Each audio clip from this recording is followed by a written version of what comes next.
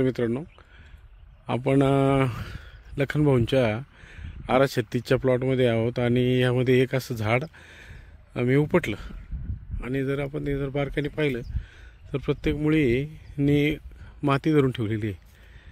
तर हे एक सिद्धांत असा आहे का जेव्हा मुळी ह्या पद्धतीने माती धरून ठेवते आणि हे बघा त्यावेळेला ती धरण्यासाठी कारणीभूत ते मायक्रोब्स असतात.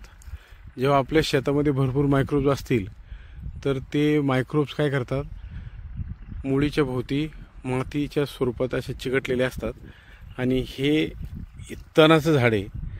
हे ह्या पद्धतीने त्याची मुळी तर चांगली वाढली होती आणि माती त्याने अशी धरून ठेवलेली आहे.